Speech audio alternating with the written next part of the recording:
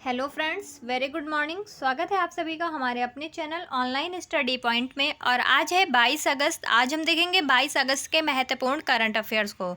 दोस्तों, अगर आपने अभी तक हमारे चैनल को सब्सक्राइब नहीं किया है तो फटाफट सब्सक्राइब कर लीजिए और साथ ही बेल आइकन ज़रूर दबा लीजिए ताकि हमारे वीडियोज़ की नोटिफिकेशन आपको मिलती रहे। चलिए शुरू करते हैं आज के महत्वपूर्ण करंट अफेयर्स के प्रश्नों को।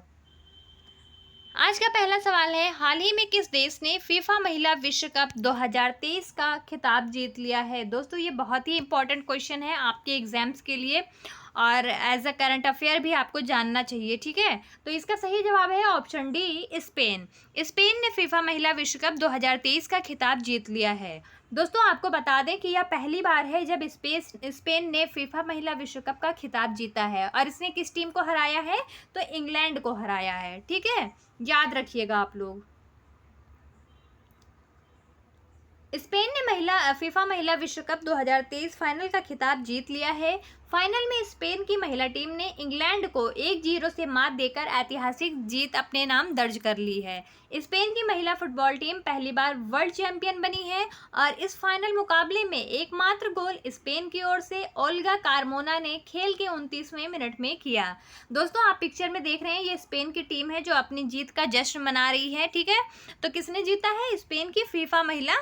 स्पेन की महिला टीम ने जीत लिया है फीफा महिला विश्व कप को। जान लेते हैं कुछ तथ्यों को स्पेन के बारे में। इसकी राजधानी है मैड्रिड, सम्राट है फिलिप 6, प्रधानमंत्री है यहाँ के पेड्रो सांचेज और यहाँ की मुद्रा है यूरो।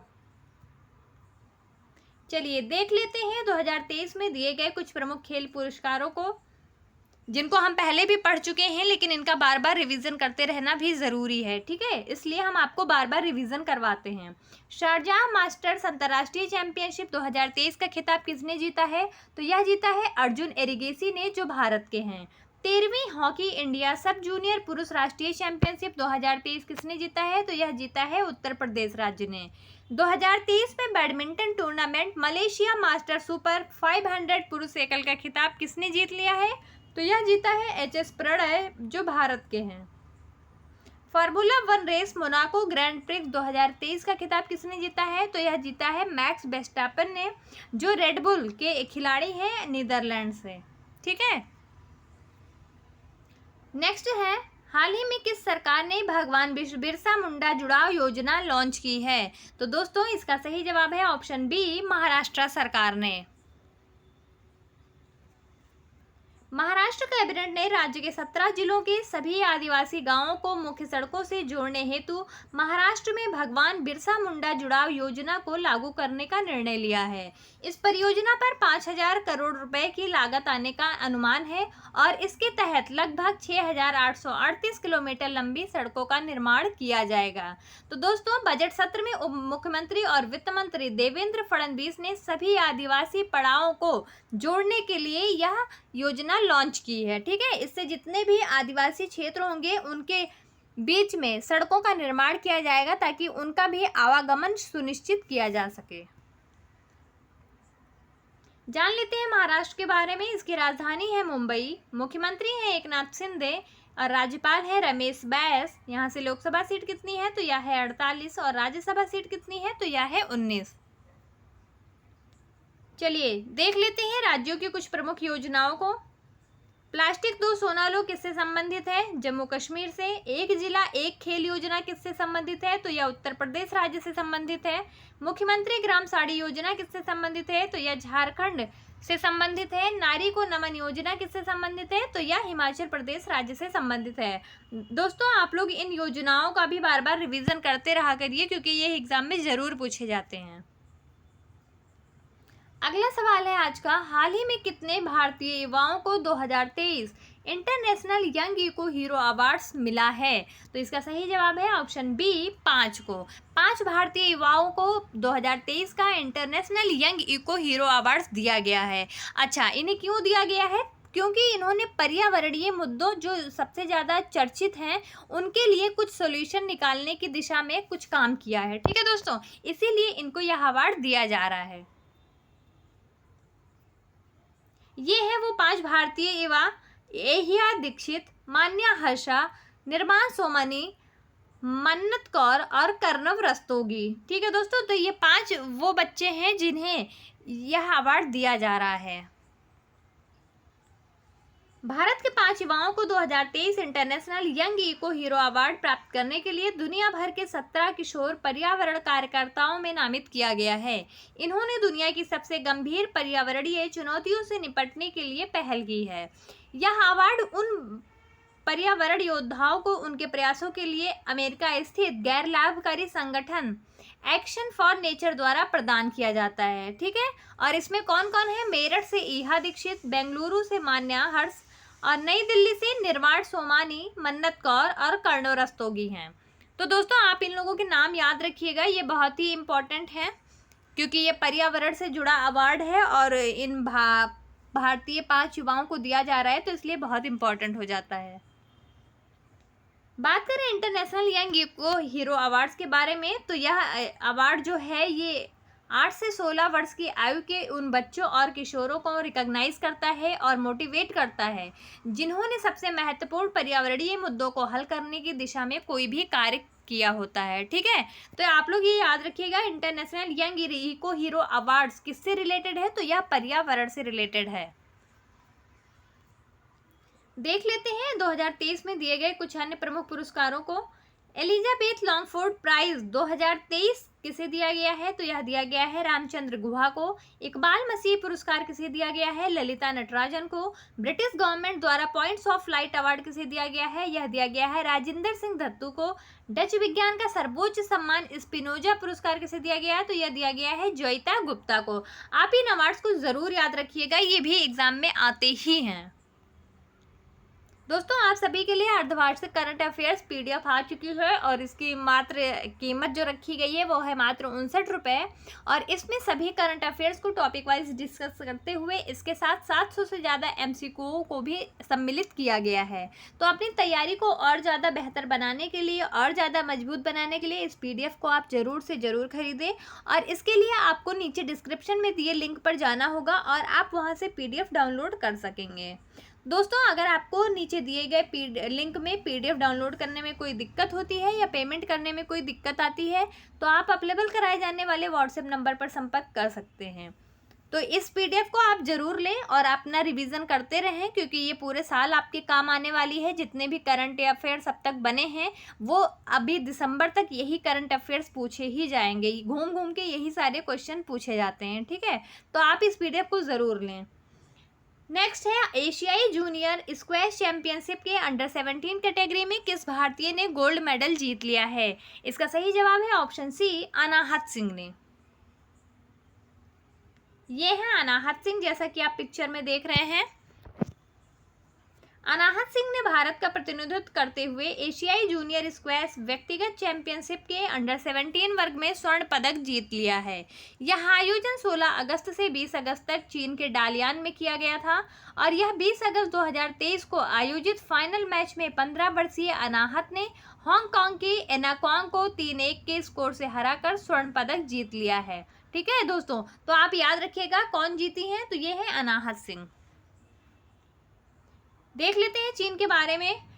राजधानी है बीजिंग, इसकी आधिकारिक भाषा है स्टैंडर्ड चाइनीज और इसके राष्ट्रपति हैं शी जिनपिंग। कांग्रेस अध्यक्ष हैं झाओ लेजी। अगला सवाल है महाराष्ट्र सरकार द्वारा स्थापित पहले उद्योग रत्न अवार्ड से किसे सम्मानित किया गया? तो दोस्तों इस पर हमने पहले भी डिस्कस किया था जब इनके नामों की घोषणा की गई थी कि किसे घोषणा दिए जाने की घोषणा की गई है। तो इसका ऑप्शन ए सही है, रतन टाटा को। तो महाराष्ट्र सरकार ने पहला उद्योग रत्न अवार्ड रतन टाटा जी को दे दिया है। ये है रतन टाटा जी अवार्ड को प्राप्त करते हुए, ठीक है, इस सम्मान को प्राप्त करते हुए, और ये है महाराष्ट्र सरकार के लोग। प्रसिद्ध उद्योगपति रतन टाटा को महाराष्ट्र सरकार द्वारा स्थापित पहले उद्योग रत्न पुरस्कार से सम्मानित किया गया। इस अवसर पर मुख्यमंत्री एकनाथ शिंदे, उप मुख्यमंत्री देवेंद्र फडणवीस और अजित पवार मौजूद थे। वित्तीय वर्ष 2021-22 में टाटा कंपनियों का संयुक्त राजस्व $128 बिलियन रहा था। तो दोस्तों इसे याद रखिएगा, प्रसिद्ध उद्योगपति रतन टाटा को पहला उद्योग रत्न पुरस्कार दिया गया है। देख लेते हैं 2023 में दिए गए कुछ अन्य पुरस्कारों को भी। ऑस्ट्रेलिया के सर्वोच्च नागरिक सम्मान से किसे सम्मानित किया गया? तो रतन टाटा जी को। रेमन मैग्सेसे पुरस्कार 2023 से किसे दिया गया है? तो यह दिया गया दलाई लामा को। सरस्वती सम्मान 2023 किसे दिया गया है? तो यह शिवशंकरी को दिया गया है। फेमिना मिस इंडिया 2023 का खिताब किसने जीता है? तो यह नंदिनी गुप्ता ने जीता है। दोस्तों, ये सारे पुरस्कार बहुत ही ज़्यादा इंपॉर्टेंट हैं, आप इनका बार बार रिवीजन करते रहें और याद रखें। अगला सवाल है, हाल ही में किसने सबसे लंबे समय तक स्कॉर्पियन सबमरीन की तैनाती का रिकॉर्ड बनाया है? इसका सही जवाब है option C, INS Vagir.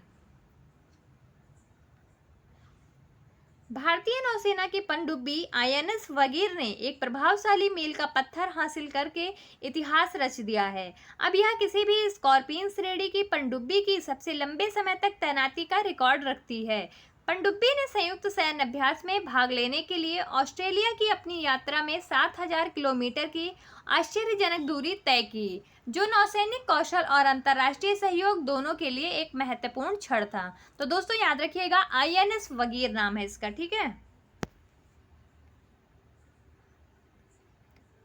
Next है ओहरिड झील, जो हाल ही में खबरों में थी, किस महाद्वीप में स्थित है? इसका सही जवाब है ऑप्शन बी, यूरोप में। यह है ओहरिड झील। ओहरिड झील एक ऐसी झील है जो उत्तरी मैसेडोनिया के दक्षिण पश्चिमी भाग और पूर्वी अल्बानिया के बीच की सीमा तक फैली हुई है। यह यूरोप की सबसे गहरी और सबसे पुरानी झीलों में से एक है। 8000 साल पुराने स्टिल्ट पर बने घर यूरोप में अब तक पाई गई सबसे पुरानी झील के किनारे की बस्ती हो सकते हैं। तो दोस्तों, ओहरिड झील कहाँ स्थित है? तो यह यूरोप में स्थित है।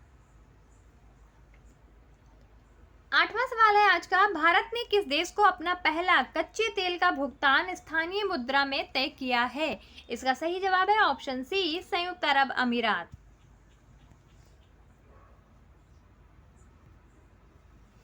ये है मोदी जी और संयुक्त अरब अमीरात के प्रिंस। द्विपक्षीय व्यापार को बढ़ावा देने और अमेरिकी डॉलर पर निर्भरता कम करने के प्रयास में भारत ने संयुक्त अरब अमीरात यानी UAE को अपना पहला कच्चे तेल का भुगतान स्थानीय मुद्रा में किया है। जान लेते हैं UAE के बारे में। इसकी राजधानी है अबू धाबी, राष्ट्रपति हैं मोहम्मद बिन जायद अल नाहयान, प्रधानमंत्री हैं मोहम्मद बिन राशिद अल मक्तूम और यहाँ की मुद्रा है UAE दिरहम। अगला सवाल है, किस भारतीय मूल के नेता ने सिंगापुर के राष्ट्रपति चुनाव के लिए क्वालिफाई कर लिया है?